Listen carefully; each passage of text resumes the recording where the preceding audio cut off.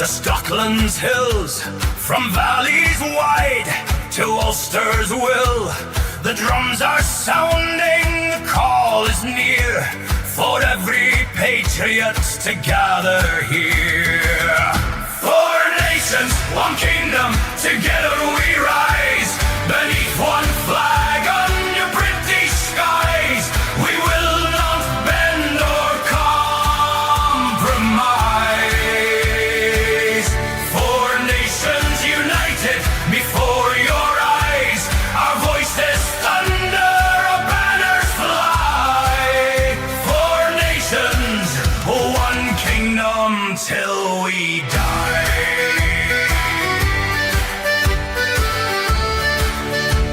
Four nations, one.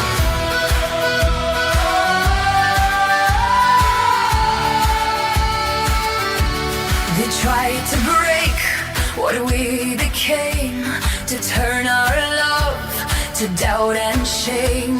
We've led as one through many wars, defending home, our sacred shores, through crown and cross, through grief and pride. All four nations side by side. Four nations, one kingdom, together we rise, beneath one flag under British skies. We will not bend or compromise. Four nations united before your eyes, our voices thunder, our banners fly. Four nations, one kingdom till we die.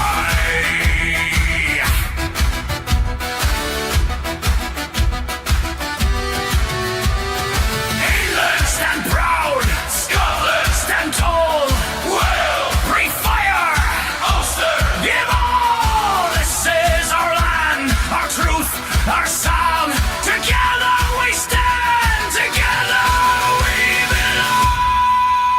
Four nations, but kingdom forever will stand, bound by honor, heart and hound. Let them curse, let them conspire, for we are one through blood and fire. We are the lion, the dragon, the hand, the unicorn, the heartbeat of Britain united reborn.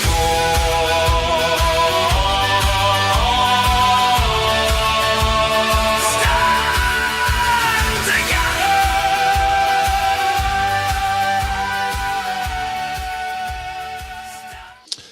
Welcome back, everyone, for the second live stream of today. Joining me this evening is, of course, the one and only Mr. Richard Inman. Good evening, Richard. How you doing, mate? Evening all. Good to see you. Good to see everybody. Going to start off with some really, really positive news tonight, Richard. I've got some great news for Let's you. do mate. it. I haven't got to do a live stream naked. Mate, that's like, you know, I think we predicted that.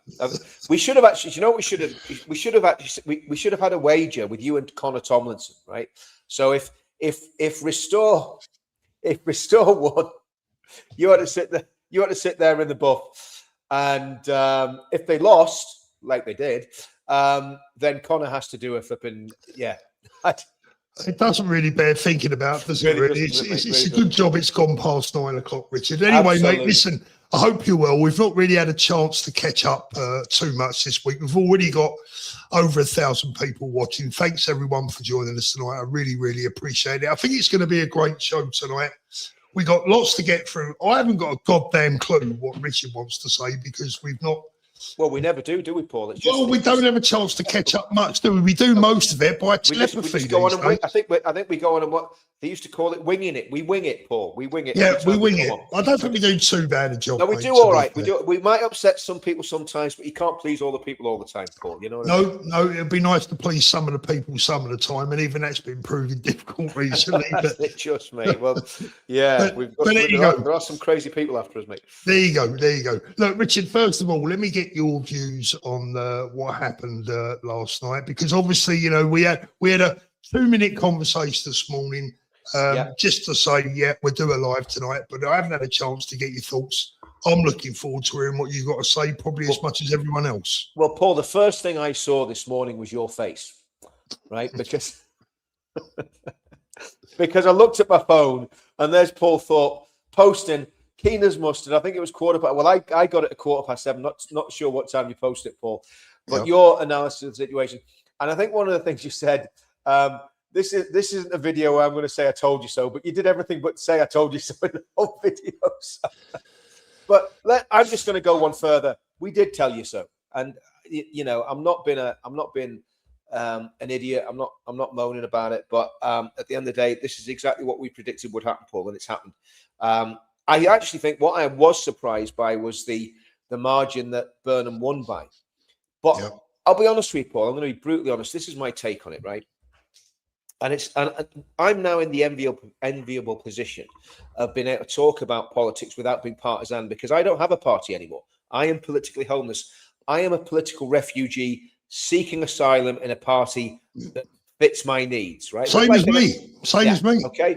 There's not one party I can go, yeah, they tick all the boxes. There was one party, but that's not there anymore. Putting that to one side. By the way, just to let everyone know, I'm doing a live stream with Ben Habib at 6 o'clock on Wednesday. Had a great chat with Ben. Do you know what, Paul? I'm going to go on to what we're talking about in a minute, Paul. But I think it's impossible to fall out with Ben, right? Because Ben phoned me the other day, and we had a really nice chat. And I thought, do you know what? If he just robbed my house and had all the family jewels hanging out of his pockets and started talking to me in the charming way that he talks to me, I couldn't get angry with him. Do you know what I mean? Yeah. So all my anger with Ben about what happened with the Vance, that's all gone. But I am going to have a very good, and I said, Ben, it's not going to be any holds barred. It's going to be full on. So I think that's, mate, I think it's 6 o'clock on Wednesday of this week, right? On Wednesday next week. So, anyway, putting all that to one side. What happened yesterday is pretty much what we predicted. The only variable that we didn't factor in was the margin by which. Yeah. Well, as Justice Patriot is saying, you said it would split the vote. Yeah. With due respect, Justice Patriot, I expected Restore to get more votes than they did. You didn't even get enough votes to split the vote.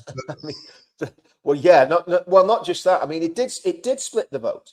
It did split the vote. Now, here's the thing about this that people got to realize: it was a very toxic atmosphere up there. Mm-hmm. I saw a lot of the footage, and I'm not going to point fingers in any direction, but there was a lot of toxic campaigning, right? A lot of stuff happened there that was ugly, and really, to be honest with you, kind of discredited the right. If we're going to be brutally honest, it did, and it was coming from both sides. I saw some stuff that actually made me cringe. Oh, mate. Cringe. I mean, like Muslims for Reform. Do you see that one? The bus with Muslims for Reform. I mean, and it was complete garbage. But what people have got to realize is that not every person that votes is a nerd like us and looks at everything and analyzes everything and goes into the minute detail. We're just weirdos, Paul. Me and you are weirdos. Let's get it right. We analyze everything and we try and think everything through. Now, most people have actually got real lives. They're busy with stuff. They're doing all their day to day, and they don't have time to go into the detail we go into. So when somebody sees Reform, Muslims for Reform, I would say a lot of voters have probably seen that and gone, "What? Muslims for Reform? I ain't vote for any of these people." So I think what will have actually happened is, I think the turnout on the right will have been confused, lower than it would have been, and not energized. Right now, if here's the thing, Paul. Right, you know yourself. When you get into certain situations, there's an energy in the room. Right. If you're with people that are very positive, they're all moving in the same direction. That creates an energy of its own. Yeah. Now, if we'd have had that on the right, I think we'd have got a bigger turnout. And I think we kind of, what was it? I think we were 9 points or 11 percentage points behind Labour. If you'd have added all the actual right-wing votes up, I think it was 9 or 11 points. Now, you might say that's an unbridgeable gap. I don't think it is. Yeah, so let's look at it. So 7-2, that's 9, 35, that's 44. Yes, so we were, 11 points behind? 11 percentage points behind. I tell you what, Richard, when I look at that, the first thing that strikes me, when you look at the Lib Dem vote, 0.4%, you look at the the Greens vote 0.7%. What I see there is an absolute masterclass in tactical voting from the You better left. believe it. You'd better believe it. And I'll tell you something now, Paul, right? I'm going to tell you something for nothing. The left are going to do that in the next general election. Yep. Right?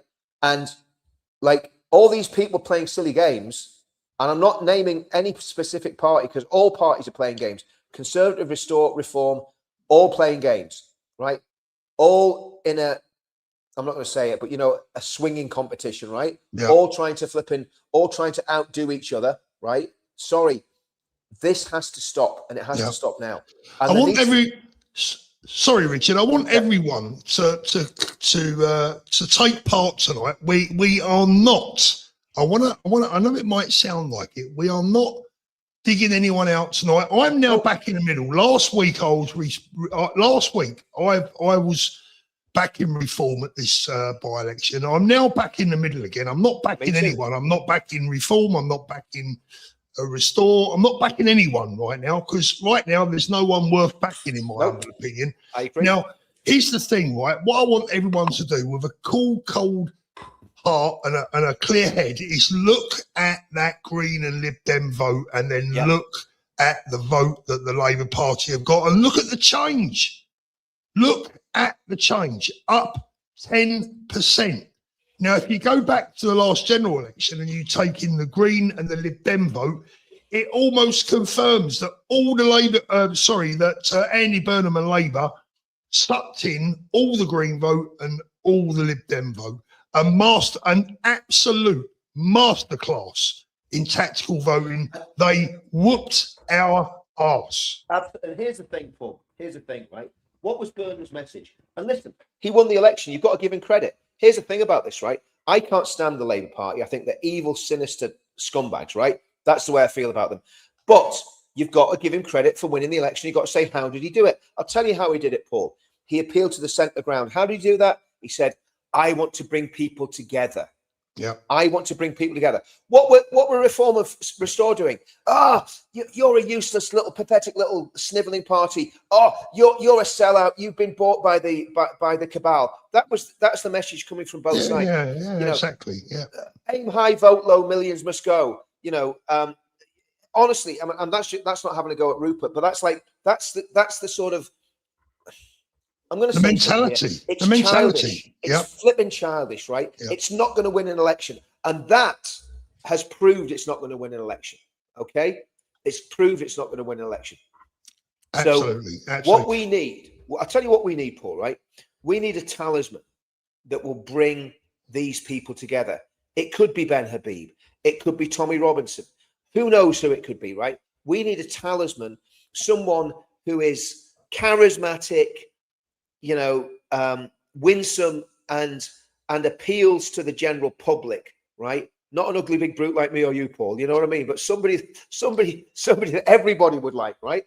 And that person needs to galvanize the. I'm going to say something. I mean, as much as I despise Nelson Mandela and the ANC, Nelson Mandela had that about him. He managed to, for a certain amount of time, kind of cobble, obviously South Africa's fallen apart now, kind of cobble South Africa together. Now, I hate his politics. He was a terrorist. As far as I know, he was a murderer. But for some reason, when he came out of prison, he had that sort of fatherly, statesman-like figure. Now, Burnham's not a statesman, Paul. Burnham's not a Churchill. Burnham is not a Kennedy or even a Trump, right? But he's got a little bit more about him than pretty much everybody else that's out there at the minute, unfortunately. And that's... As far as Middle England's concerned, he's got a bit of the X factor. I mean, we've got to remember, this is a man that lost Labour leadership elections to Jeremy Corbyn and Ed Miliband. This is what we're faced with, and it's absolutely incredible. What I want our viewers to see tonight, especially those that have been backing reform, and I've got to be honest with you, Richard. Like I said, I'm done trying to win friends. Right, I've lost another 100 subscribers today. Good riddance. You know why? Because if they want to unsubscribe from my channel because their fantasy this week didn't come true, that's not my problem. Yeah. Now, I've noticed tonight, and I'm going to do it, I'm going to say it, right? I went on to the Lotus Eaters podcast earlier, and I thought, well, I wonder what those lads have got to say today, because I've been very interested in their rhetoric all week. Now, all of a sudden, their tails between their legs, and they said, let's have a look. I wrote this down. They expected it to be much closer, and then went on to say that Labour would have won anyway, right? I mean, you know, the hypocrisy of some of the things they've been saying over there, quite honestly, is off the charts, right? And I don't care if they like me for it. I don't care if their followers want to attack me for it. Look, if they expected it to be that close, if they genuinely expected it to be that close, was it about just stopping reform? And if they expected Labour to win anyway, why did they stand in the first place? It just doesn't make any sense to me. Yeah, I mean, look, I mean, the problem we've got, Paul, is there's problems, and I said this morning, and I was again, just, I don't know, I probably lost subscribers. I don't really, again, I don't have that many subscribers anyway, so it doesn't really matter. But I said this morning, I says, there's problems in both parties. There's problems in both parties, and yeah, there is. There needs to be a bit of humility, and from both. I mean, look. At the end of the day, that was there for the taking for reform. If they had, and I'm not going to attack Rob, what's his name? Rob Kenyon, was it? Rob Kenyon? Yeah, Rob Kenyon. Not going to attack Rob Kenyon because he seemed like a decent fella. But what you needed was a rock star there, right? Now, here's the thing, Paul, right? Here's the thing. If Ben Habib had still been in reform, they could have had a rock star standing up there. Yeah. They could have had Ben Habib up there. Can you imagine Ben Habib up in Makerfield for reform, right? Yeah. Now, there's a reason I'm saying that, right? Because of the atomization of the right, which, let's be honest, whatever way you look at it, I don't know the ins and outs of everything, but I think I know Ben fairly well. I don't know Rupert at all, but Ben was very, very grievously treated and spoken about by Nigel, right? And that's why Ben... And well, I think, did he get? I can't remember. It's that long ago. I can't remember exactly what happened. But Ben and Rupert were probably two of Nigel's biggest assets. But because they were big personalities, because they were very intelligent, they were difficult for him to manage. Yeah, and they went. Yeah. I was going to say, Richard. I nearly said Rupert. Then I was going to say, look, we spent time, and I spent time today digging out what I believe the issues about. That surround restore. Yeah. Let's have a bit of balance. We're talk about what the problems are with reform now, because they are definitely not, and Nigel Farage is definitely not entirely blameless in all this. I will say that I think both candidates, with all due respect, I like Rob, he seemed like a nice guy. Yeah. Can't pass a comment on Rebecca because the poor girl wasn't allowed to speak. She spoke once. I mean, again, I'm not going to. Do you know, I'm going to say this, but Rupert was interviewed by GB News. I watched it last night before I finally retired to my chambers. But Rupert was being interviewed by GB News, and the interviewer kept asking him about policy. And he said, go on the website and read it. He says, go and read the policy yourself on the website. Now, he, as a leader of a party, should be able to give sound bites on every single policy. Yeah. Every single policy. He should have enough of a grasp. And it's not, this is me not, you see, people say, oh, I'm not attacking Rupert. He is the leader of a party that wants to run this country. He wants to be prime minister. He should be able to say, well, on net zero, what we're going to do is we're going to start drilling for oil. We're going to get rid of net zero. We're going to scrap it. And we're going to have an energy policy that's going to make the country very, a soundbite. We're going to make the country rich again by drilling for oil. Yeah. That's his soundbite. And I'm not a political one. These guys are the experts. These guys that went to university and studied all this stuff. Supposed to be the experts. But from a marketing point, it's just marketing, Paul. You've got your one sentence pitch. You're in front of someone, you get on the phone to them, you've got to get there, you've got to hook them in one line, right? Okay, didn't happen. That's just another little assignment to throw out there. There's an old saying in business, you only get one chance at a first impression, right? Exactly. And you know, when you're invited onto Sky TV, you got one chance at first impression. Yep. Charlie, thank you very much, Charlie. If Maggie Oliver stood, it would have been closer.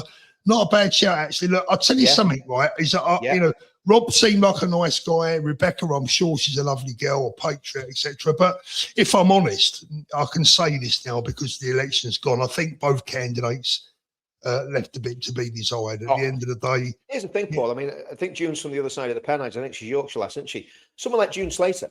You parachute June Slater in there. She's a northern lass. She can talk the talk. She, you know, she would have smashed it up there. She would have smashed it. Someone like that. I'm just picking June. Just popped into my head. But there's loads of people. Okay, he was a local lad and all the rest of it. You know, but the bottom line is he didn't win, Paul. And well, they already. The thing is, Richard, he'd already been rejected once by the local electorate. You know, so you know that should have been considered. And look, at the end of the day, knowing how this is where I think reform slipped up. Knowing how vital this by-election was going to be, I feel they put up a candidate that left a bit to be desired. Yeah, he didn't look comfortable on the question time from what I saw. You know, he didn't deal with it perhaps as well as he could do, and that's not his fault. He's not he's a plumber. He's not a seasoned politician that's used to bullshitting people, and I like that. But I think you needed someone up there maybe with a little bit more charm, a little bit more experience, and you know, when Labour throw their biggest gun or one of their biggest guns at a by-election that you desperately need to win, you need to match that firepower. And neither Restore or Reform got anywhere near. I likened it to taking a penknife to a gunfight, you know. And I kind of feel that's where we were left. So, you know, look, Nigel has plenty of questions to answer. And it's his fault, basically. You know, we've got to go back to the beginning here, Richard.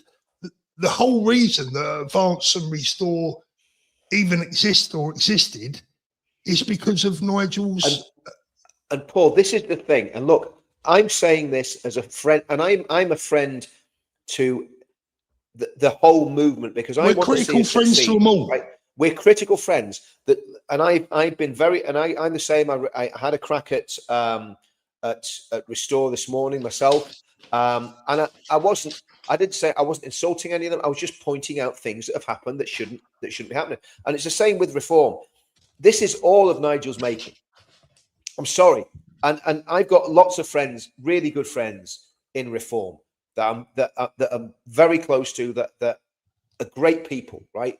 They're regional managers or whatever. Some of them are candidates. We all know who we're talking about, right? Good people, right? But the fact of the matter is, as it stands, Reform, as they are constituted at the minute, Mohammed Zia Yusuf, I'm going to tell you something, right? In white working class estates that have had grooming problems, that have had all these issues. Now, this is not me saying this as an Islamophobic bigot. Of course, everybody says I am an Islamophobic bigot. I'm not, because I'm not scared of Islam. But anyway, this is not me being an Islamophobe. This is me being a pragmatist, right? When you've got Mohammed Zia Yusuf, right, in a very prominent position in the party, he was the one. The crazy thing is they have a raft of policies about Islam and how to deal with Islam. They worked this one out. Do you know who was announced those policies, Paul? Mohammed Zia Yusuf. Yeah. So if you're in a white working class estate in the north of England, are you going to rush out to vote for a party that has as their chief spokesman, especially if you're living in an area where there's massive amounts of grooming, one of their chief spokesmen is a Muslim? That is just like, it's just a fact that is not going to stick. And also, if people aren't stupid, you're looking at Mohammed Zia Yusuf and you're going, well, do you know what? If Nigel keels over or gets bored and doesn't want to do this anymore, it's going to be either Zia Yusuf or Robert Jenrick. Well, Robert Jenrick was responsible for the immigration crisis, or partly responsible for it. And Mohammed Zia Yusuf, well, let's just be honest, he's a Muslim. And we're not really too pleased with what they did to our girls. Do you know what, Richard? I agree with that to a large degree. I'm not sure, and I have no information on this whatsoever, but I've got a feeling that Zia Yusuf is not a practicing Muslim. Oh, no, sure, he's not. It doesn't matter. Paul, you're missing the point, mate. It doesn't matter. No, I get your point. I'm talking about, you know, Bill Smith of 22 Acacia Avenue, who's seen all the stuff that, I mean, fair play to Rupert, and I did 2 hours on this last night. What Rupert Lowe and the lads that I've been very critical of, I think Charlie Downs involved in it, and possibly Harrison Pitt or Connor Tomlinson, what they did on that report I think was absolutely excellent, and it's done Yeah. it's done massive amount for those children. And let's be honest, they were children. Both boys and girls were in that report. Children, and you know, that report is harrowing reading, but absolutely vital for the political conversation in this country. So 10 out of 10 restore for that, right? 100% gold star for that, right?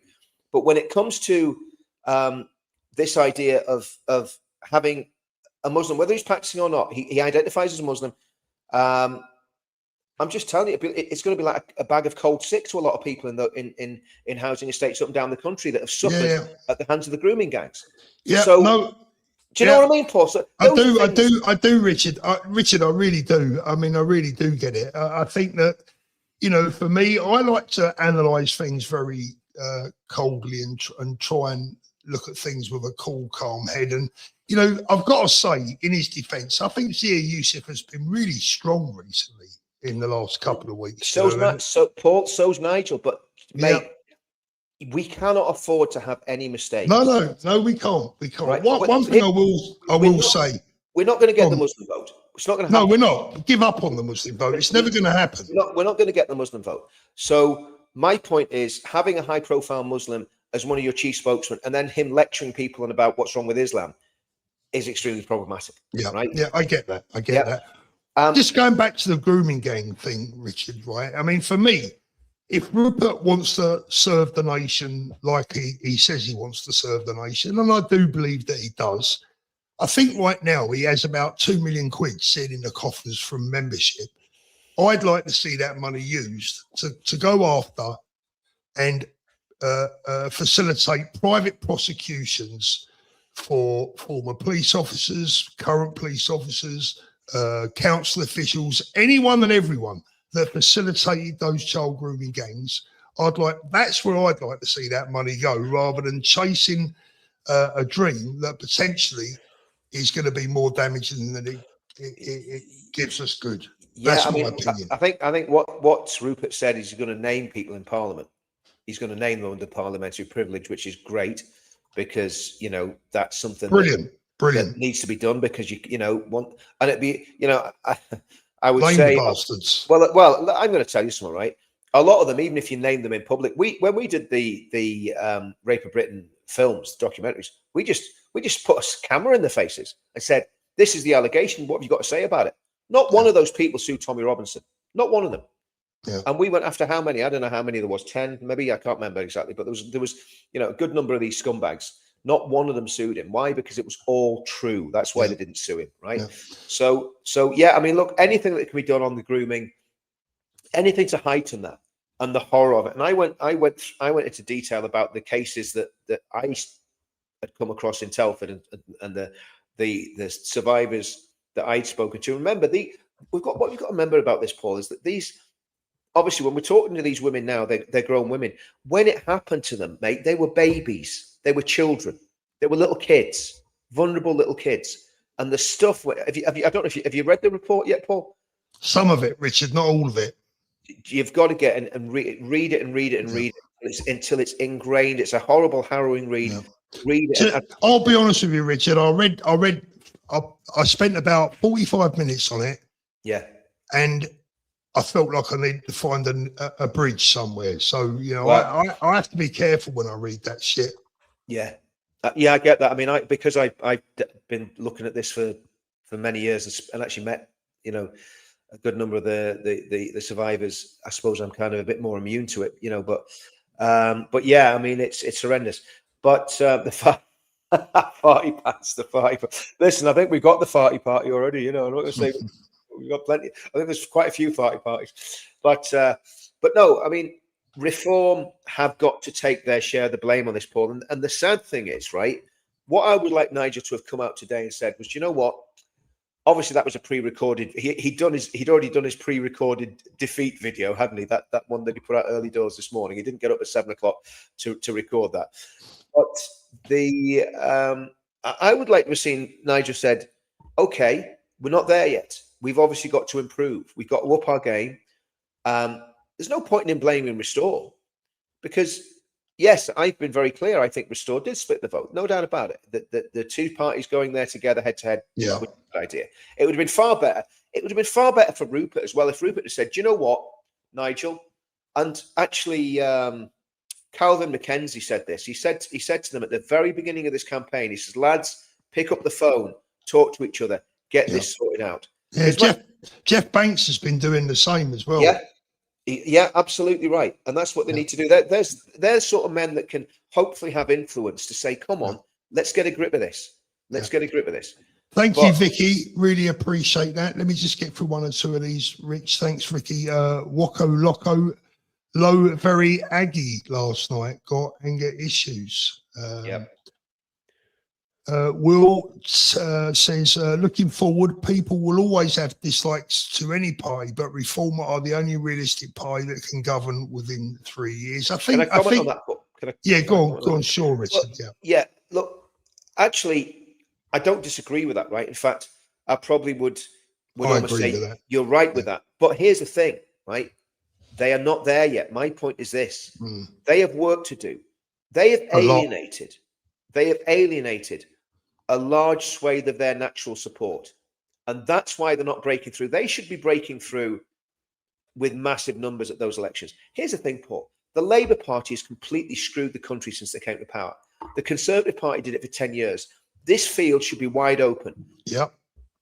To me, Reform should be polling on the same numbers that Andy Burnham got. It's an open goal. It's an open goal, and it's like watching England in the 2010 World Cup or something. Do you know what I mean?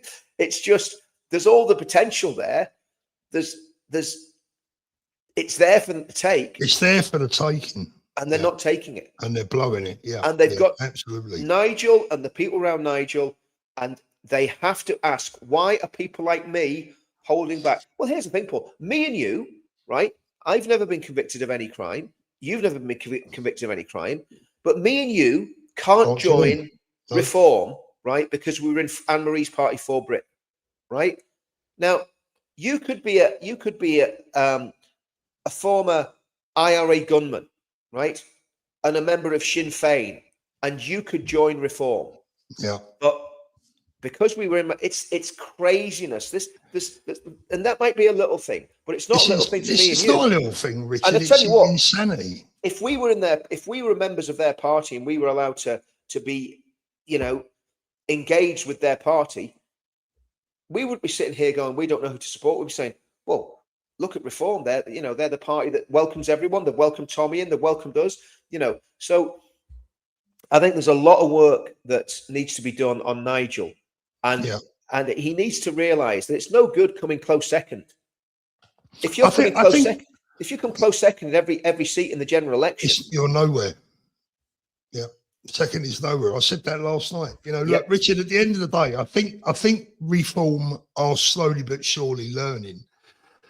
The thing that I potentially I think you're right. I think you're right. Yeah, I think they are. And I think there is movement. The only thing that I would say, I'm not entirely sure that Nigel Farage himself has the stomach to be able to swallow his pride and necessarily deal with some of the people that he's going to have to work with ultimately.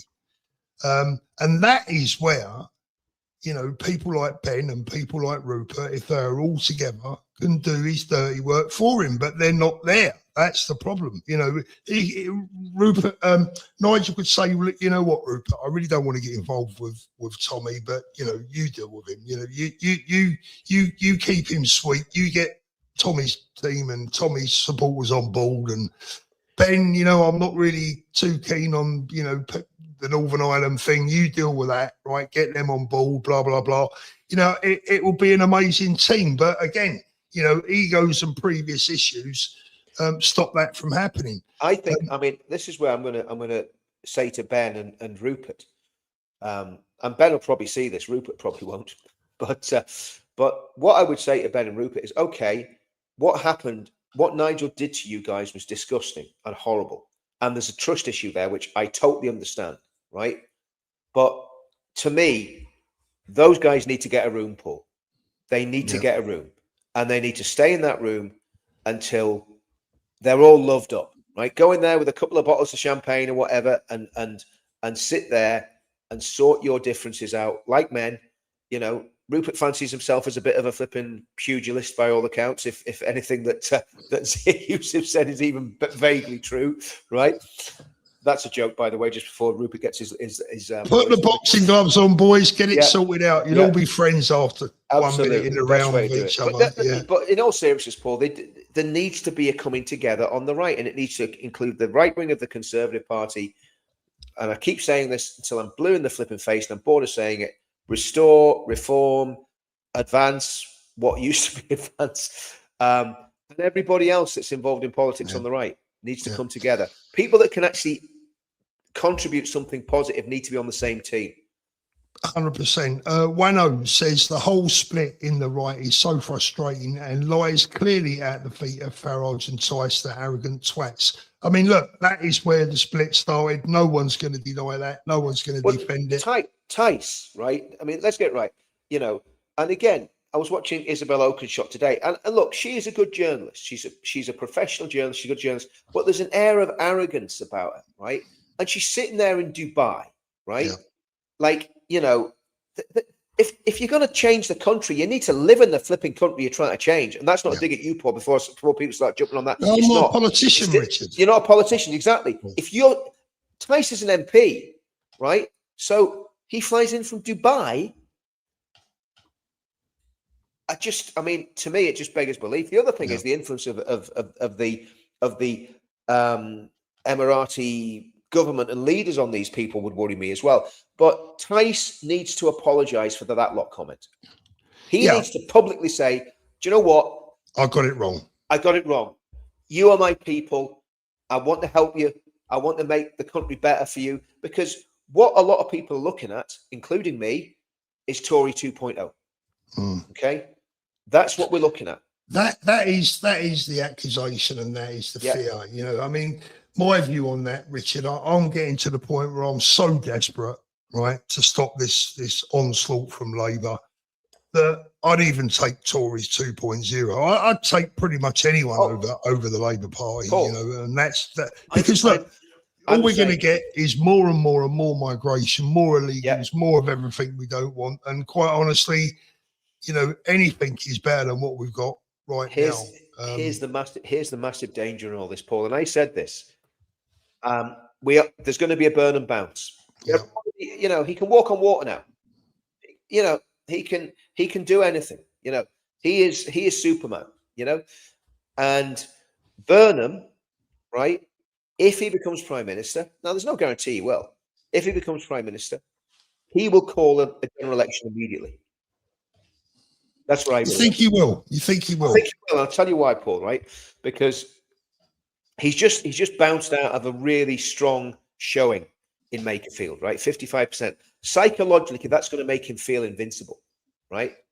He knows that the later he leaves it, because he knows the emperor has no clothes. He knows the later that he leaves it, the worse it's going to be for Labour. If he leaves it until 3 years' time, there's maybe been a sovereign debt crisis, there's maybe been riots on the streets, there's been, you know, immigrants doing what they do, right? Raping and pillaging, stabbing people, trying to cut the heads off. You know, that's what Sudanese migrants do. It's part of their culture. You know, remember, diversity is a wonderful thing, Paul. You know, but he will call an election if he's got any nous, because he knows that the right is absolutely despicably split at the minute, and he knows that reform can be destroyed in a general election if he stands on the right policies, because he'll put the clothes of a populist on, Paul. Oh, of course he will. He's going to be very good at it as well. This is the entire danger that we've been warning people about for the last month. Well, we're in it now. We're in it. Look, Paul, I warned people about this before we, and again, you know, sadly I relented and said, yeah, but if you just go for it, vote for reform at the last general election. But I was warning about that splitting the Tory vote. It did split the Tory vote. The reason we've got such a massive majority of the Labour Party in Parliament now is because the reform vote split the right-wing vote. Yeah. It's just what happened, right? That's just the way it is. And if people don't like that, go and have a look at the stats. The stats bear out reform split the vote. Yeah. Exactly the same thing happened last night with Restore Reform. same pack drill, same again. You went, I mean, talk about history repeating itself, and this is people doing the same thing over and over again and expecting a different outcome. It's not going to happen. Absolutely. Patriot Steve UK, thank you, Steve. I saw you pop into the live, I think, earlier, didn't I? And then you disappeared. Gents, loving the commentary, been a crazy week, still looking for your opinion on Patriot Hub. I don't know Give me a shout. What's Patriot Hub? Let's have a look. Steve, do you know what? I need thanks, to have a look Steve. at that. Steve, you're going to have to forgive us, mate. We've been double busy this week. I'll try and have a look through I'll Google it now. I'll Google it now, mate. Just see if I can get it. But you just carry on talking while I look. Champagne monologues. I've lost all hope. What's the point? Well, we can't lose all hope, and I don't think there's any need to lose hope just yet. I tell you the time to lose hope if we lose the next general election. I think if we lose the next general election, it's done. And if that happens, my advice to everyone that can will be to, well, I'll probably better not say it. I was going to say just get out if you can, but that's not fair, I just don't see a way back if we lose the next general election. The Twisted Firestar says Rupert has 3% backing. He has no leverage to bring to the table. Not necessarily leverage, but he's an MP. He's very well known. I mean, look, Rupert unquestionably for me does bring something to the table. Unfortunately, some of what he brings to the table, if he was to look for my advice, and I know he wouldn't, but I'll tell you now, he could do worse. What Rupert needs to do right now is dump some of the baggage that he's got surrounding him. Yeah. Oh, I agree. 100%. I agree with that 100%, Paul. Yeah, Patriot Hub. I don't know who's running it. It's quite a well put together site. The truth is, I don't know who it is. So I don't trust anything when I don't know who's doing it. Yeah, we'll have a look. Just let me answer this one. Chris Smith says, are there supposed to be ads on the live stream? YouTube have had a change in policy this week. I cannot turn off the ads on my live streams for the moment. You used to be able to turn them off. For some bizarre reason, I believe they're now playing, which is really, really, really annoying. I don't want ads on my live streams. But unfortunately, there's not much I can do about it. They've also removed, which is really bizarre, they've removed the percentage of likes versus dislikes. So when you used to do a video, most of my videos sat up around 99. If it was a video that was a bit controversial, it might be as low as 97% likes to dislikes. I can't even tell that anymore. They've taken that facility away. Absolute crazy. I don't know why they fiddle with a system that isn't broken, but it is what it is. Agent Serco says too many Tories in reform. I agree. Yeah, I agree. can't I mean, argue with that. I'll be honest with you. I don't trust Robert Jenrick. Robert Jenrick set the security services on our demo or said he was going to set the security service on our demo. And the following week, we had the riot squad down for a peaceful demo, questioning people, quizzing people. And that was at the behest of a progressive left-wing MP that said to him on the floor of the House, there's a whole lot of racists outside the migrant hotel in our town. What are you going to do about it? He said, we've got the security services looking at that, So, that's Robert Jenrick, and we know that he's been caught out on a few porkies here and there. So, Derek says, correct, Paul. Lib Dems and Greens minus 10%. Labour, 10%. Says it all. The masterclass in tactical voting. I want to say something, though, about reform, Paul, because we've been very negative, right? I've been very negative and critical of Restore this morning and Reform, actually, but not so much Reform, but I've really gone at Reform tonight. Now, here's the thing. It can be sorted out for Reform. It can be sorted out.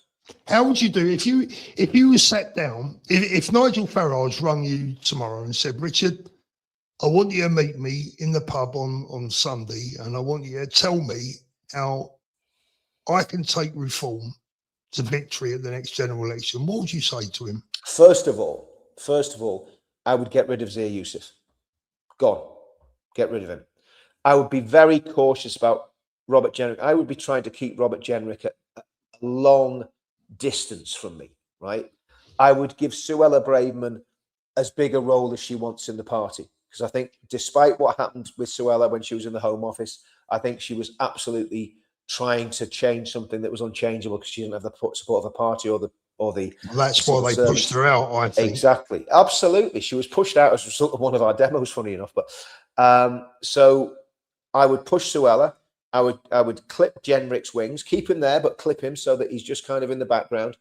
I'd probably bring out Middleton into the party and bring him in fully so that I would actually get rid of Layla Cunningham and stand out Middleton as mayor of London, right? Probably not going to win, but Layla's not going to win either, right? So, because this whole idea that Layla was going to win the Muslim vote, it's preposterous. She doesn't behave like a Muslim. It's not going to happen, is it? That Raymond, or whatever they call him, that guy out in Tower Hamlets, that basically the godfather of Tower Hamlets, he ain't going to get the block vote turning around and changing from supporting Sadiq to supporting Layla Cunningham because she's not hijabbed up. Put a hijab on her, she might have a chance. Do you know what I mean? Let's just be honest.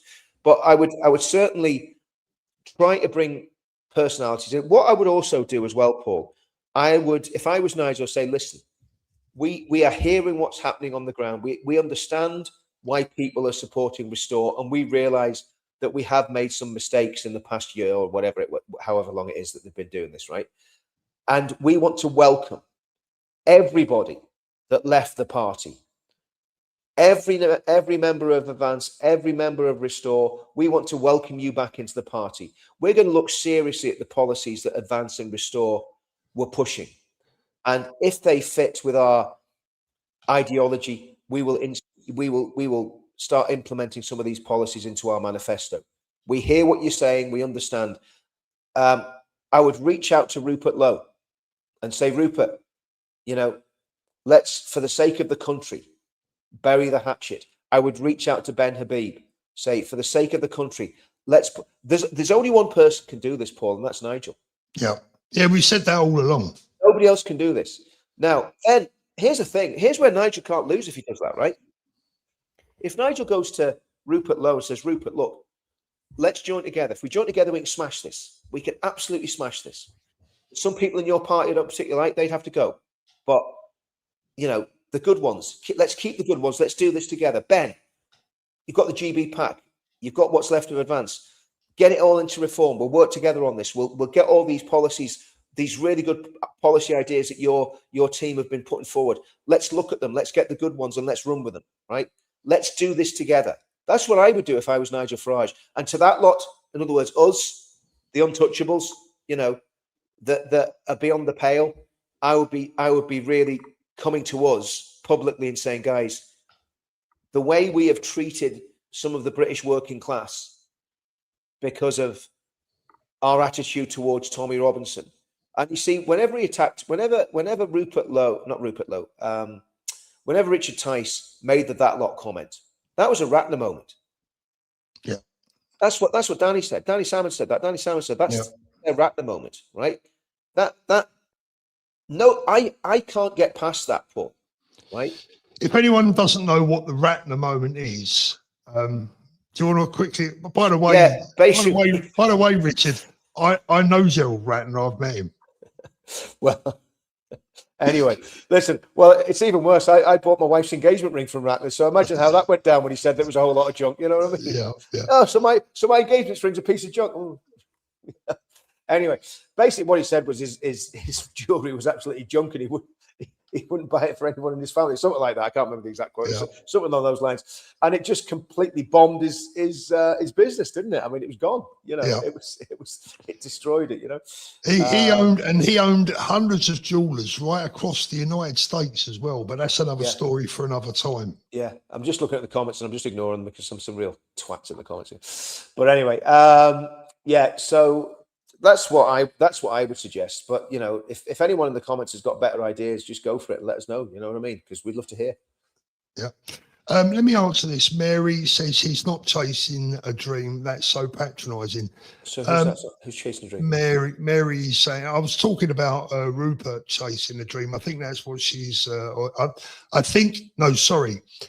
some of the Restore, can't remember what I said. I think I said some Restore supporters are chasing a dream. Mary, I'm afraid that's reality. It's not patronising, it's reality. And if you Sorry, need but can I just jump on a comment here, mate? Because this is actually starting to annoy me. Yeah, Somebody go on. put in the comments there, right? Richard, you wrote a song about the rape gang. Rupert's released his report, Radio Silence. Mate, I tell you what, wind your neck in, whoever you are, right? Because I did a 2-hour live stream last night on that report, and even on this stream, I said that Rupert Lowe gets 10 out of 10. So if that was a dig at me, let me know in the comment if that was a dig at me. And I also made 4 films about grooming and interviewed all the women myself. So just cool your jets on your comments when you don't know what you're talking about, all right? Getting sick of this sort of stuff, Paul. Do you know what I mean? Richard, I've got to stop trolling you. That's me under a different username. You're a twat. No, of When course it's about the grooming, it annoys me, Paul. Yeah, no, of because course, because we that's all something care very so close to my deeply. heart, Yeah, and we I've all done care a so lot of work deeply. on that. Yeah. Literally put myself and other people at risk to make those films. Your life and put your life and your liberty on the line. 100%. So wind your neck in.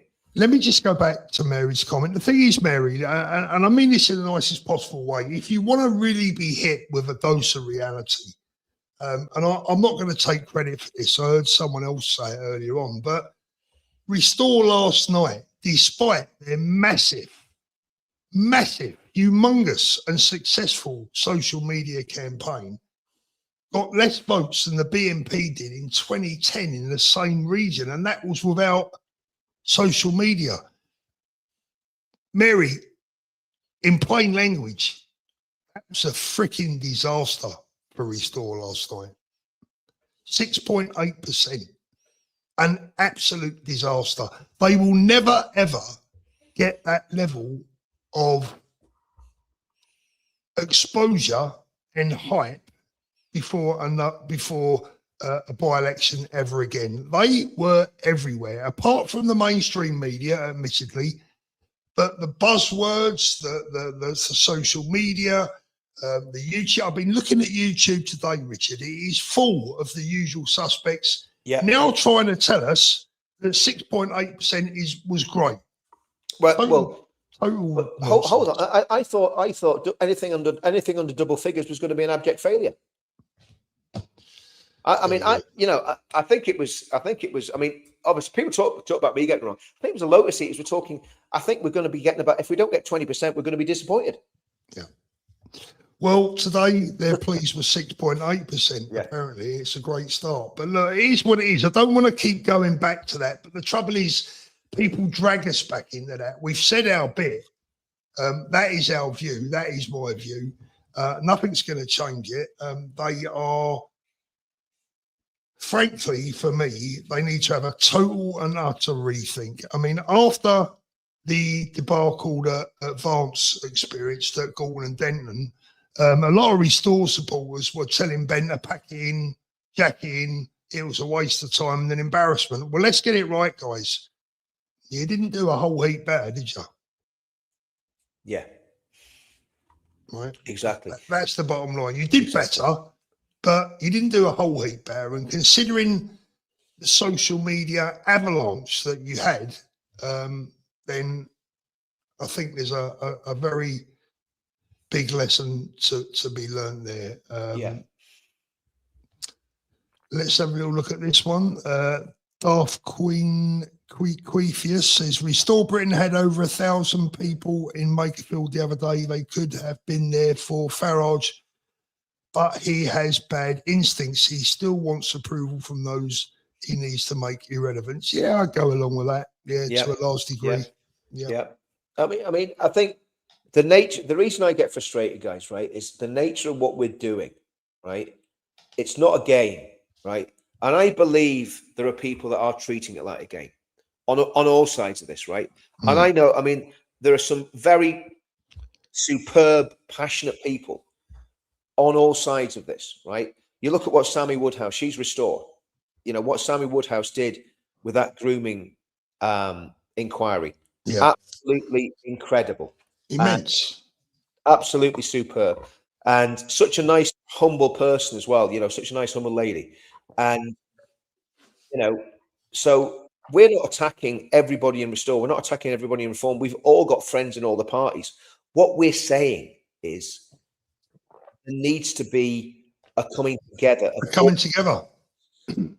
There needs to be unity, because what last night proved is that when we're split, the vote is split. I don't care what anyone says. People saying the vote wasn't split. Of course it was split. It didn't really make a difference in the overall scheme of things, but it probably was still did. split. Yeah. It probably did, because I think a lot of people would have been put off by the toxic nature of the campaigning from both sides.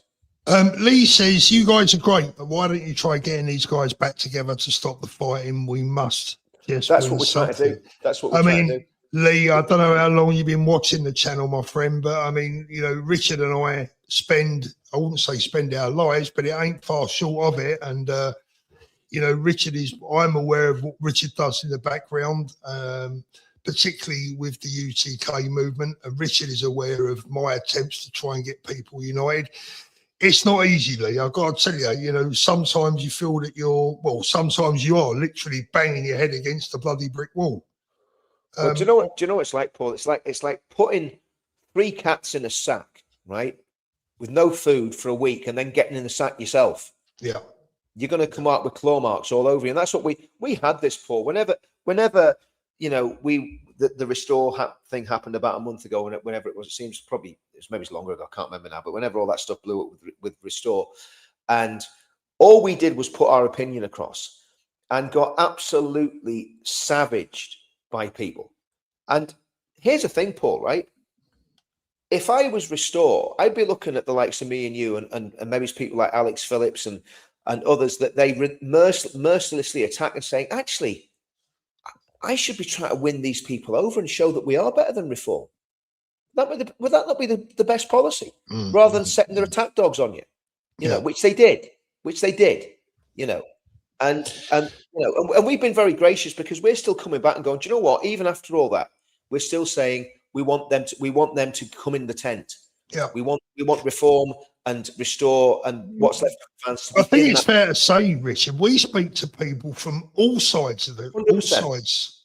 We have friends in all parties. We have, and at the highest levels. And at the highest levels, yeah. And I mean, we do our best. Reverend Brett Murphy comes in with a great point. Restore forced the Overton window to the right. I agree. Nigel is a populist and only says what he thinks is acceptable. I agree.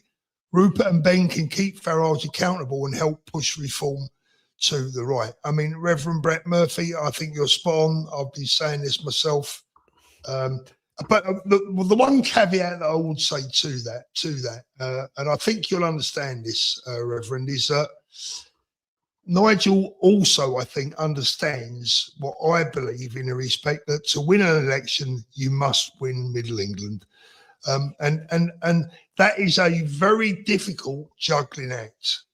It's very difficult to attract the hardline Restore supporters, and then people that really don't want to have anything to do with ethno-nationalism, etc., on the purely on the centre ground.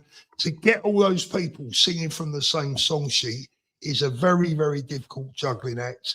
That, you know, I think that's been proven, isn't it, recently? Yeah, exactly. I mean, look, the bottom line is there needs to be a coming together, and that's, I mean, and if people cannot understand that, if you're a Restore supporter and you seriously think that you're going to win the next general election, you probably need to check in somewhere.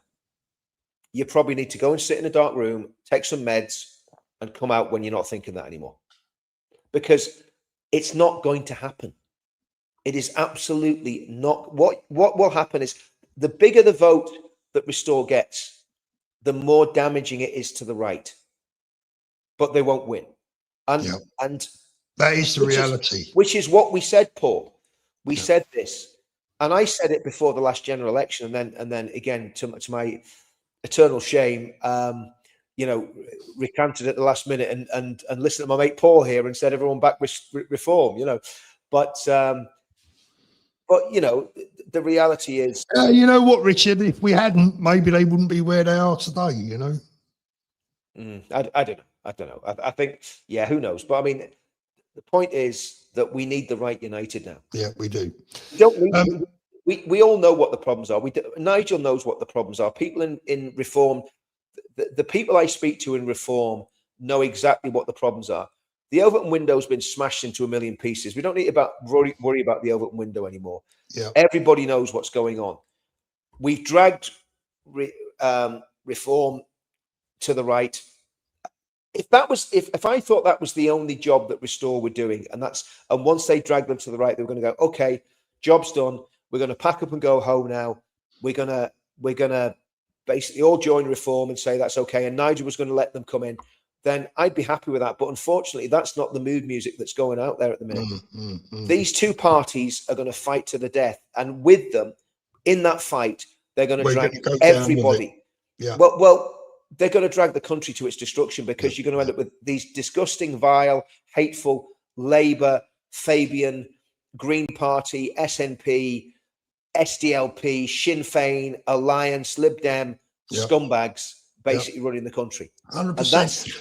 Here's the thing, Richard. That's why I'm so passionate about this, Paul, because absolutely. Just going back to the comment a minute ago, let me just read this one out. Fat Cat, next time form a coalition with Count Binface.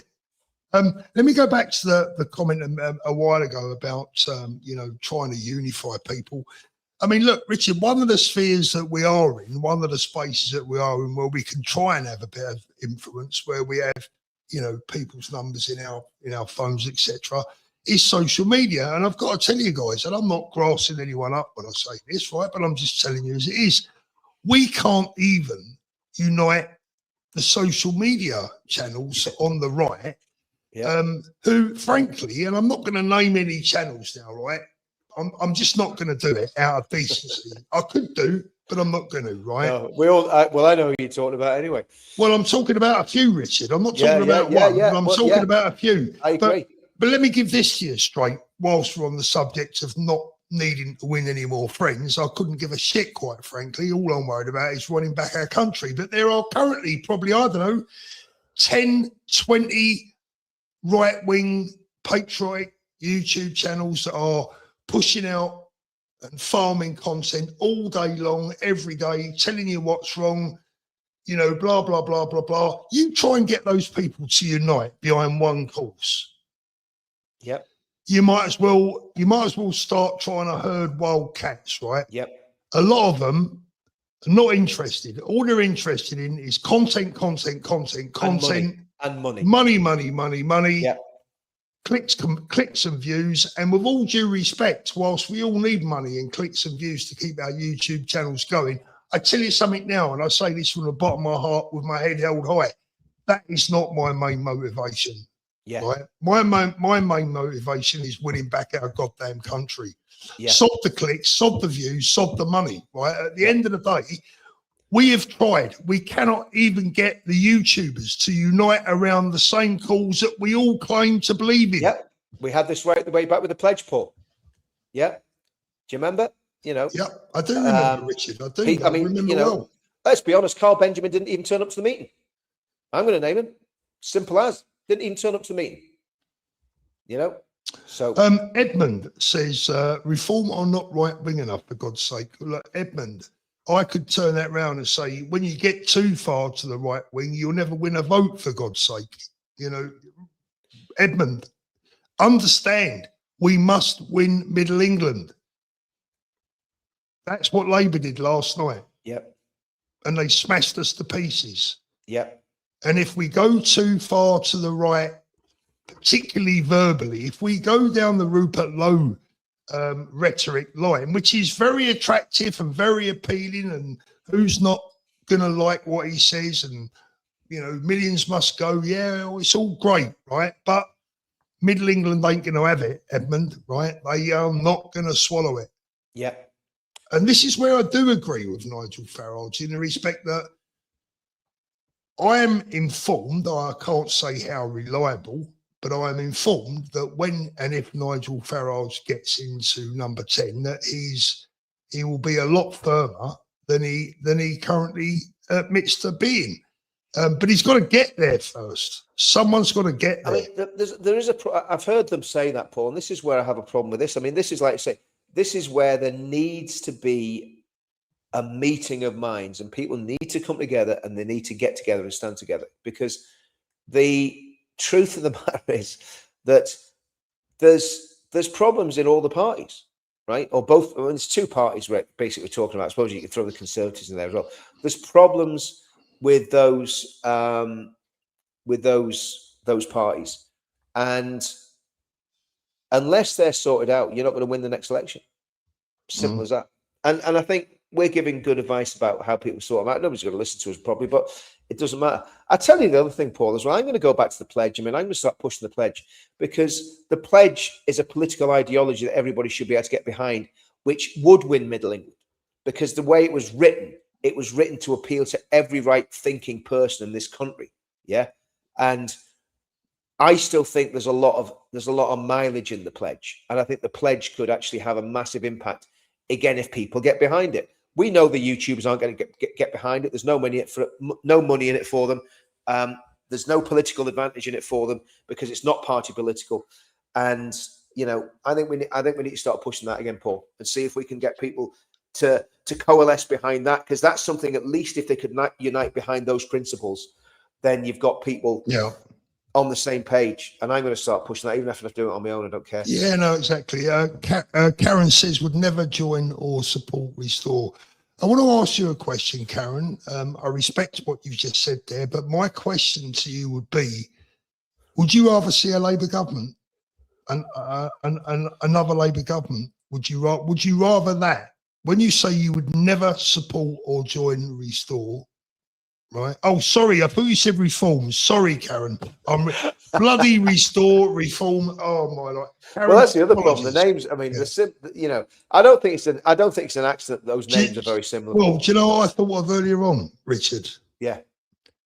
Reform, advance, and restore, or restore, reform, and advance. Right, whichever way you want to put it, right? It's not too bad, but I don't know. Oh dear, oh dear, oh dear. Get me wires crossed there with the last one. Sorry about that. Let's have a look. Fletcher Liam, Richard, have you seen Zia in interviews? He is the strongest member of Reform. I think he is an asset and takes no shit. Bit unfair to single him out. Well, I think that's a fair point. That's a fair point. I get that he has been doing some great interviews. I'm not going to criticize that.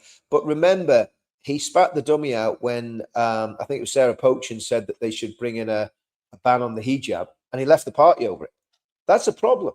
That's a problem. Unless you're going for the Muslim vote. Now, it's not, he can say some great stuff, and he is very, very slick and very smooth and a very good orator, no doubt about it. But at the same time, he was the one that reported Rupert Lowe to the police, right? Way after the alleged incidents happened, right? He was the one that spat his dummy out and left the party because Sarah Pochin had the audacity to say that she didn't think people should be allowed to wear head covers. I think it was head covers, something like that, wasn't it? So, we've got to. All we can do is judge by what we've seen. Darth Quee Furious says, you guys still believe? I mean, this is nonsense. I'm sorry. You guys still believe the Tory nonsense that the right needs to move to the left? Are you watching the same program, mate? No one's ever said that. No one has ever said that. This is. And then he says, socially, the country is far more right wing. It's not. It's not. Look at historically, if you look at the votes from the day that voting started in the United Kingdom throughout our history, if you put all those votes together, the United Kingdom traditionally votes towards the left rather than the right. And that's a fact. We're not saying that anyone has to move to the left to win an election.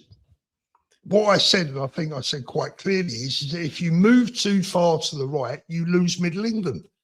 And if you lose Middle England, you lose the next election. Simple as that. And I think when you're talking about moving to the right, Paul, you're talking about the ethno-nationalism. Yeah. Yeah, and that, you know, ethno-nationalism is not a policy that will win an election. It just won't. Well, I mean, I'll give you a perfect example. Here we go. This is the sort of thing that this is the perfect example of how the right will only ruin things for the centre right. I'm not even going to read it out. People can read it for themselves. You know, that is not going to win. Can you read that, Richard? Yeah. I've read it. Yeah, That is not going to win a general election. You know, it can give you a hard on if you like talking about it, but it's not going to win a general election. It's not, and the reality is it's morally wrong as well. Everybody has, anyone that's followed me know that my major contentions politically are communism, globalism, and Islamism. They're the three threats that our country faces, and they are existential threats to our existence. Right? I have never ever gone down the route of skin color, and I won't do it, because skin color is not the thing that is threatening the survival of us as a nation. What's threatening our survival is Islamism, communism, and globalism. Simple as that. That's the threat to this country. And that's what we've got to focus on. And what I get very frustrated with, when we deviate from that, we go into little side avenues. We go down the conspiracy theory route, and we make all sorts of rods for our own back. Yeah. And look, I've seen a lurch to the right, and I've seen a lot more racism than I have ever since I can remember, maybe since the 1980s. There was a bit of racism knocking about the 1980s. So, you know, that's not a good direction to go in. The thing is, Richard, can I just come in there, mate? Yeah. I will say that, look, I do agree that we're not going to go down this route, but I just want to say this. I do agree that the United Kingdom should remain and has the right to remain a predominantly indigenous white Christian country. I agree with that too. The bottom line is this, Richard, right? The bottom line is this. If we get a party in that can deal with the mass illegal migration, the criminals that have come from abroad, this problem can pretty much be resolved in a very cool, calm, sensible and peaceful fashion. We don't need necessarily to start running around with deportation buses, plucking people off the street. Let's get rid of the illegals. Let's stop the boats. Let's get rid of the foreign criminals. Let's get rid of the traitors that get out on our streets and march calling for jihad and calling for the downfall of the West. You get rid of those people, you're probably talking about 5 million. Wouldn't that be a good place to start? You don't need to go any further. If you get rid of the Islamist influence from our country, it's Islamism that is destabilizing the country. As simple as that. It's either the fear of Islamism, or Islamism itself that's destabilizing the country. And the fear of it is actually a rational fear. Because, and when I talk about Islamism, what I'm talking about is political Islam. In other words, people whose stated aim is to have a Sharia state in the UK. And they're going a long way to doing it. Now, if we focus on skin color, on race, rather than on the real issue, which is that we have a fifth column in our country made up of the Muslim Brotherhood, some of the Pakistani Islamist political parties who organize and stand candidates under the various different rosettes of the different political parties, and some as independents. If we don't realize that that is the biggest threat, and not, as some people would say, you know, whether we have a pure white race in the UK, which doesn't exist anymore, because most people in working class areas, or a lot of people in working class areas, have mixed race families and mixed race children. It's just a fact of life for the British working class. So a lot of the people that are saying this are in a little bubble where they're actually not living in the real places where real life is taking place. And the biggest threat to our country is Islamism, followed by communism. Well, communism is pretty much on the same par, and the globalists. And we've got to fight against them. And if we make it skin color, we'll lose. Yeah. Oh, there's no question. Paul, Tommy's going around the country and will be urging as many people as possible to vote. That's absolutely amazing. And I'm really pleased that Tommy's taken up that fight. Guys, I'm going to ask you a favour tonight. I don't often ask you for anything, but one of my dear friends in the chat here tonight is Bess Black. Now, Bess has got her own channel at Bess Black. She's got around 750 subscribers. I want to get her up to 1,000 tonight. So whilst we're here, can you do me a favour? Can you just open another window in your browser? Go on YouTube, type in @BestBlack, drop her a sub, and let's see if we can get her to the magic 1,000 number. I'd really appreciate I second that one. Second that 100%. And also hop over to Richard's channel, which is of course Richard far away. Yep, Counter Media. Go onto YouTube, Counter Media UK, and on YouTube, and if you haven't subscribed already, get subscribed to that. Claire Bear, can you do me a favor and stick the Counter Media logo, or not the logo, the Counter Media link in the chat so we can put it up on the screen. @BestBlackBB is the actual username. It's to be human, forgiveness is divine. Unite the kingdom. There you go. There is the one and only Best Black. Thank you very much, Best. And again, Best, thanks for everything that you've done. Yeah. On my channels, helping out, advice. Again, just another one of those amazing. We have a wonderful community on this channel. I think we have a community on this channel that frankly isn't replicated anywhere else. And I'm not boasting. I agree. I really believe that we do. Right, Paul, there it is. Stick it on the screen. Counter Media. Where is it at the bottom? It's in the chat. It's just gone up, yeah. Let's have a look. There you go. There's Richard's. @Counter Media UK. All you need to do when you get into YouTube is just type in @Counter Media. Yeah. And @BestBlack BB. Yeah. Get Bess's there as well. Let's get Bess's in there as well, Paul. Yeah, I just had that up a second ago. Let me just get these up. Did I read this one out? No. DJ Gerard, thank you. Paul and Richard, I think you guys are awesome, and I love the UK and the amazing people. Keep up the good work. Best wishes from Norway. Thank you so much for that. Really appreciate. Love to Norway as well. Fletcher, did I read this one out? No. Richard, have you seen this here? I read that one out, didn't I? Yeah, you read that one. Yeah, I did. Yeah. And I read Bestie's out. Yeah, just make sure I get those in. Charlie, great live, guys. United we stand, divided we fall. Absolutely. Vlogging journalist. What are your thoughts on Patriot platform? Again, I've looked at it. Looks like a well put together website, but I don't know who's running it. I genuinely don't. This is Danny. No, it's not. Oh, sorry, Patriot platform. Oh, Yeah. I thought you meant Patriot Hub. Oh, Yeah. Well, I've put my email address in there, so whenever I get something from them, I'll let you know. I don't think I've got anything from them yet, so I've signed up. Thank you so much, FP. But I think anyone that's doing anything, if they're genuine and they're doing stuff to bring people together and to organise people politically, socially, culturally, religiously, even getting people into little groups, where I think one of the great things that was at the UTK event was that group of guys that were going training in parks together, doing, sort of boxing and just doing man stuff, you know what I mean? Doing physical stuff. I think all that sort of stuff is really important, because the reality is we are in a very, very volatile, dangerous world, and we may be in a situation where we have to fight. I mean, I don't particularly relish the idea at 58 years old, I have to pull my boots on again, but whatever happens, and you've got to be ready for it. Mate, my back this week, I couldn't even do my shoelaces up, let alone put my boots on. The Triggered Christian, thank you very much. Christians can't be racist. Galatians 3:28. I agree, 100%. Absolutely 100% agree with that. Hartford, evening, guys. Love you both. Regards, Linford. Linford, good to see you, brother. Oh, well, mate. Good to see you. Yeah, Fletcher Liam again. Dan Wotton is just as sensational and biased towards reform as the Lotus Eaters, whilst claiming to be neutral. He's fueled the divide on the right bitter. Yeah. Yeah. Let me read that. Dan Wotton is just a sensationalist biased toward. Yeah, biased against reform. Yeah. As the Lotus Eaters while claiming to be. I agree with that. I agree with that 100%, Fletcher.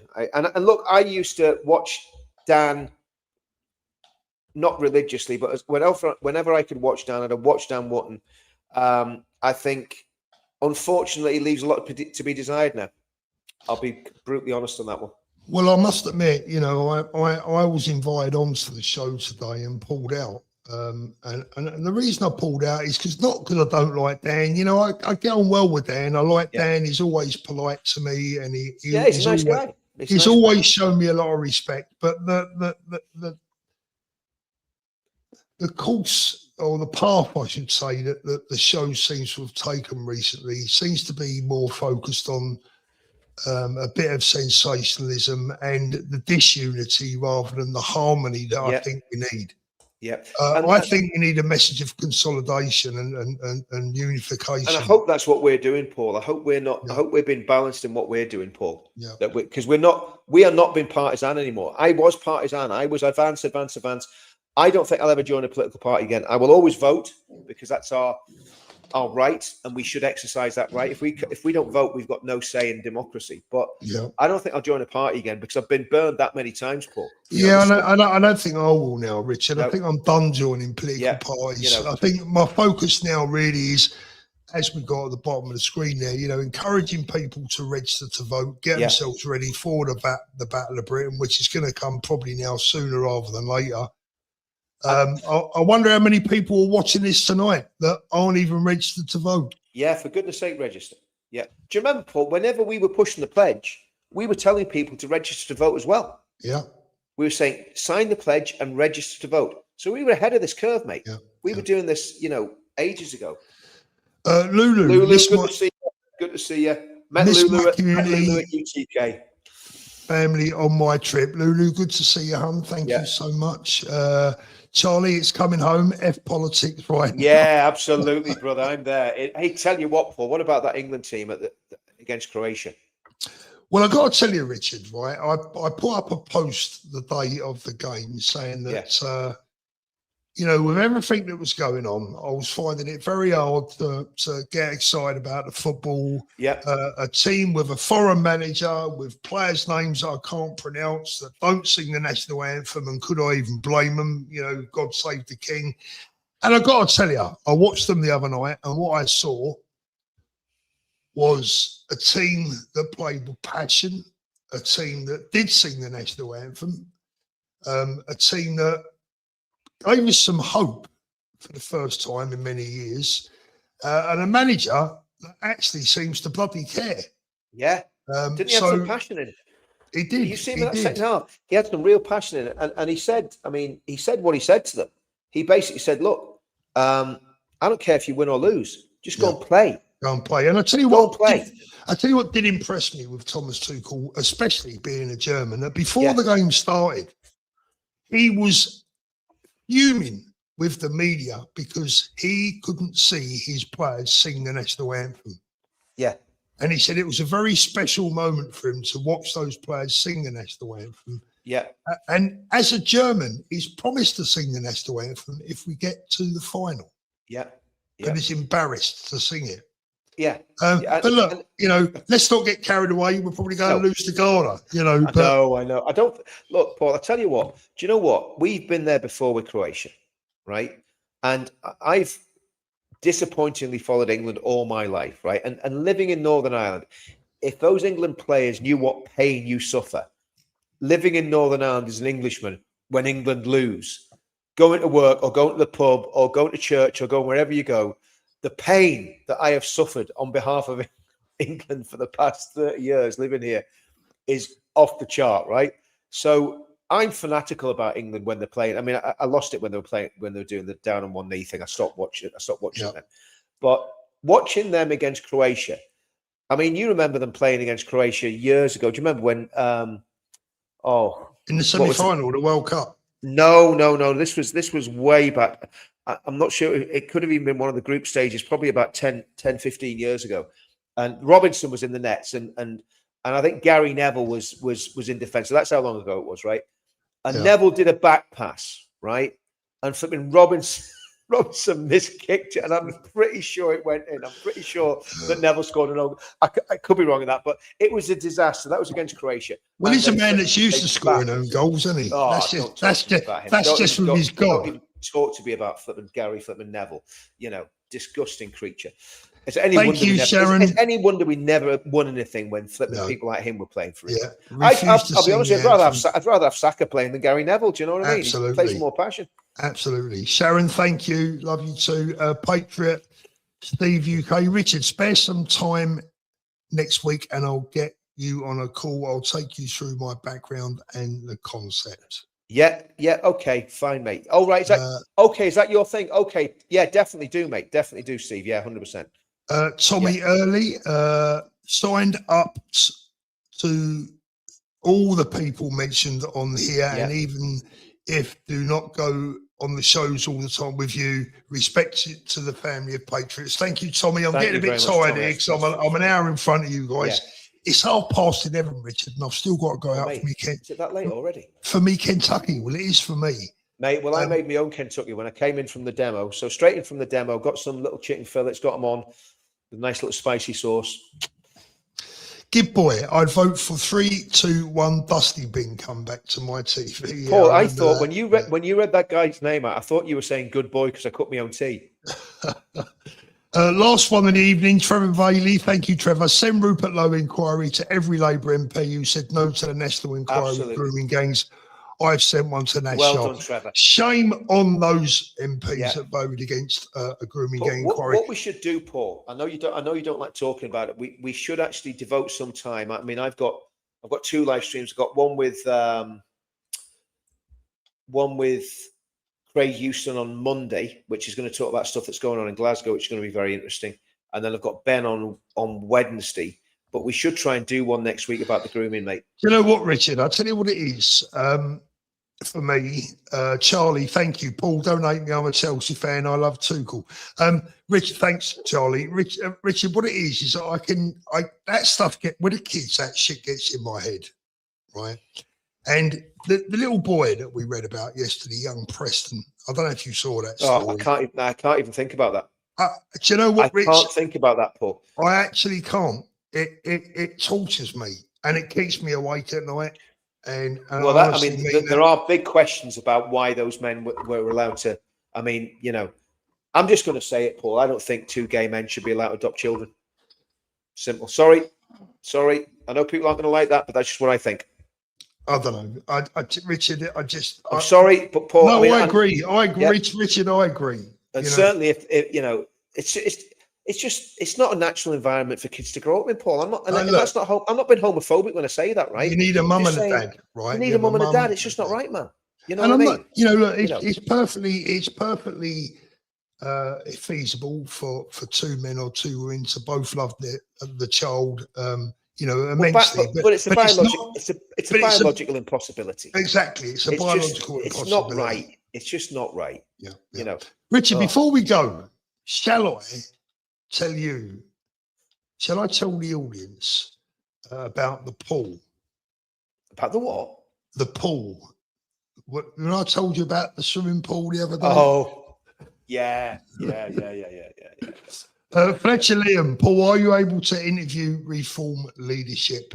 Not really. This is the point. That Fletcher, that's a really good point because they don't offer themselves up.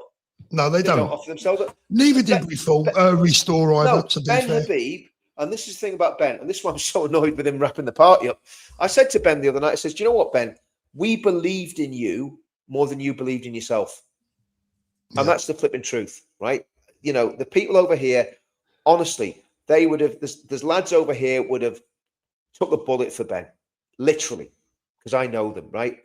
And that's why we were so disappointed when it happened without any consultation. But Ben was great. Ben would do interviews. I'm doing an interview with him on Wednesday, and he knows it's going to be frosty, not frosty. He knows it's going to be. It's not going to be. It's not going to be a walk in the park interview. But he's I'll do it. You know. Yeah. So good man. Right, let's finish on a light note, shall we, guys? It's gone the watershed, so I can. This needs to be the watershed. I've heard the story. So I'll give you a little set the scenario, right? Paul, hang on a minute. Before you tell it, right, should you tell it from the next door neighbour's point of view first? Well, I'm not sure I can do that, but let me just tell you, our next door neighbours were out in the garden doing a little bit of sunbathing, And I've had a bad case of sciatica this week. I suffer with sciatica. It comes about once or twice a year, lasts about a week, and I am in agony. I can barely move when it gets to the point that it gets to some days. Anyway, I was sitting outside on the patio the other day and I was going, oh, like this. And I'm moaning away. Like that. Anyway, I stood up and walked to the swimming pool, right? Don't hate me, guys. I walked to the swimming pool and I'm going, like this, right? And I put 2 feet into the swimming pool on the top step and I got back out again and I'm still going, like this. And my wife said to me, blimey, you weren't in very long, right? That's hurting my back, laugh. And I said to me, you do realise that our neighbours have just heard me going, like this. And then you said, you weren't in very long. Oh dear, God knows what they must have thought. Well, it was the big intake of breath that you heard from next door that you it was funny, mate. It was funny. Right, last one of the evening, definitely. Yeah. Jamie is coming next Friday and land at 8:25 p.m. Only coming for a weekend. Wouldn't mind meeting you, Paul. You're coming to Benidorm next week. Well, drop me a line. You can find my email address on the back end of YouTube, or let me know next time we do a live. We'll see what we can arrange. Right, Richard. Anything before we leave? No, mate. Look, I think what we've got to say is we've got to make this clear. We're just really being honest about what we think in terms of politics. Yeah. And if people don't like that honesty, well, there's not much we can do about that. We're very. We don't have an axe to grind, do we? No, I don't. I literally couldn't care less about, restore or reform. I just want solutions to my country's problems. I'm not interested in the personalities, I'm not interested in the psychodrama, but what I am interested in is what they believe. And if what they believe aligns with what I believe, then I'll support them 100%. If it doesn't, I'll call out what I don't agree with. And, we've both got a right to do that, Paul. And if we feel that long term it's in the best interest of our country. Yeah. But what I do think is there needs to be a winning over of that lot by reform. Because I don't think, with all the best will in the world, I don't think Restore are going to have the traction to win. And if they do get some really big traction, it actually creates a bigger problem. It's just going to split things right down the middle. So to me, I'm going to be honest after yesterday, and I know there's going to be people out there that annoyed me for saying this. I'm just being honest. I think they shot their bolt after yesterday. I'm not sure they can come back from that. Well, yeah, I mean, where do you go? Well, the only saving grace they've got, Paul, is that Burnham won by such a massive majority. They can say, well, the only thing they can say was, well, we didn't split the vote. Well, they didn't get enough votes to split the vote. That's the problem. But that's the thing, as I say, exactly. And if they had got enough votes to split the vote, it doesn't take away that problem. The bigger they get, the more problem it is on the right. Yeah, unless there has to be a coming together. Rupert, Nigel, Ben, anybody else that's an influential voice on the right of British politics, Kemi, get together in a room. Don't come out until it's sorted. Okay? And we have to make sure that Labour are defeated. Come on, boys and girls, get your big pants on, your big boy pants, pull them up, and get this shit sorted out so that our kids and our grandkids can have a bloody future like we've had a past. That's the main thing, right, Richard? I want it better. I want it to be better than that. It could be better. Absolutely. It could be better. I mean, if we got drilling for oil again, if we got rid of the illegal migrants, got rid of the Islamists, sorted all the social problems that we've got out in the country would be a great country again.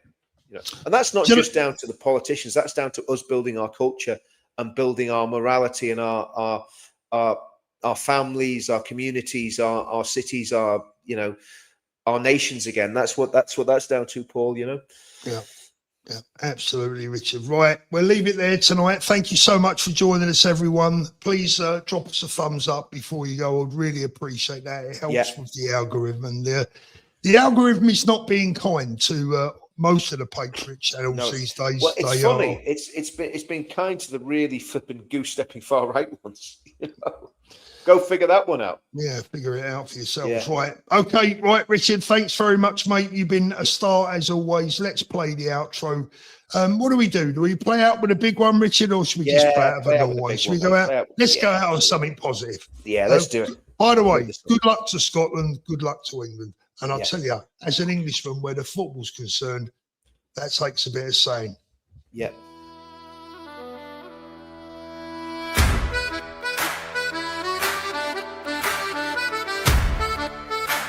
Four nations, one kingdom.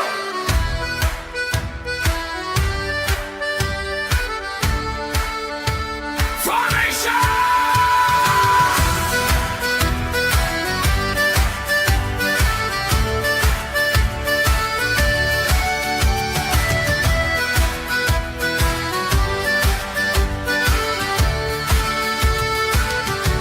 From England's heart to Scotland's hills, from valleys wide to Ulster's will, the drums are sounding, the call is near, for every patriot to gather here.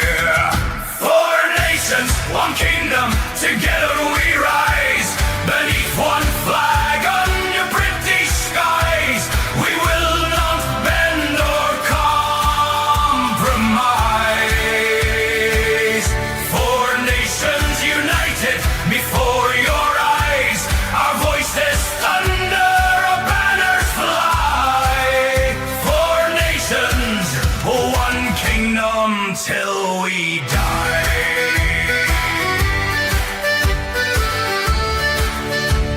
Four nations, one.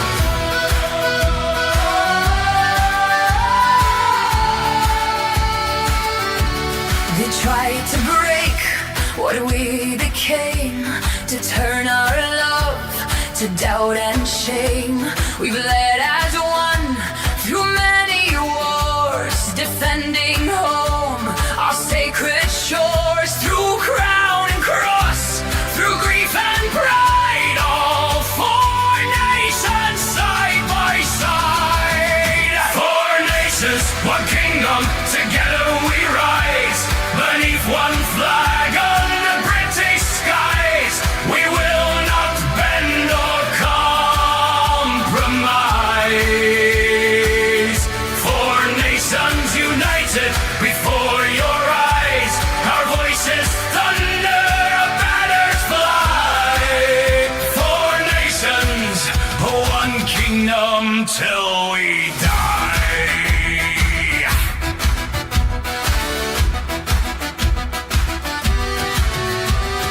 England stand proud, Scotland stand tall.